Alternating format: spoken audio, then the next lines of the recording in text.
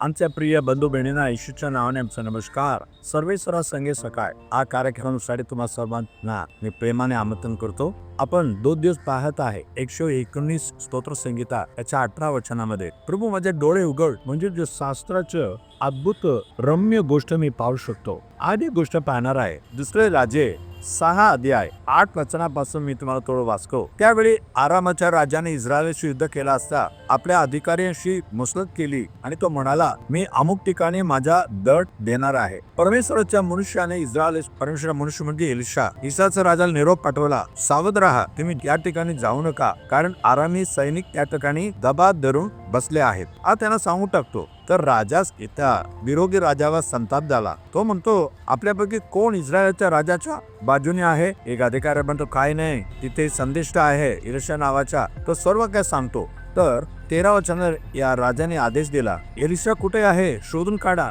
म्हणजे मी माणसे पाठवतो आणि त्याला कैद करतो. तोतांमध्ये आहे. मग त्याने तिथे घोडे आणि रथ व एक मोठे सैन्य पाठवले. ते रात्री गेले आणि शहराला वेढा घातला. दुसऱ्या दिवशी पहाटेच परमेश्वराच्या मनुष्याचा सेवक उठून बाहेर आला. तेव्हा सैनिकांनी रथ आणि घोडे यासह शहराला वेढा दिला आहे हे त्याला दिसते. तेव्हा तो ओरडला, माझ्या स्वामी, आता आपण काय करावे? संदेशाने उत्तर दिले, भिवू नकोस, कारण हे त्यांच्या सोबत जे आहे त्यांच्यापेक्षा जे आपल्या सोबत आहे ते अधिक आहे. मग एलिशाने अशी प्रार्थना केली, हे या परमेश्वरा, याचे डोळे उघड, म्हणजे तो पाहू शकेल. तेव्हा परमेश्वराने त्या सेवकाचे डोळे उघडले आणि त्याने दृष्टी वर केली आणि पाहिले की एलिशाच्या सभोवतीला डोंगर, अग्नीचे घोडे आणि रथ याने भरलेला आहे. तर डोळे उघडल्यानंतर त्याला कळून देतो देवाची सुरक्षा किती मोठा आहे. माझ्या प्रिय बंधूंनो, तुम्ही देवाचा भय मानला तर स्तोत्र 34:7 मध्ये देवाचं सैन्य तुमच्या चारी ओर आहे. तुम्हाला कोणी स्पर्श करू शकत नाही, तुम्हाला कोणी अटॅक करू शकत नाही.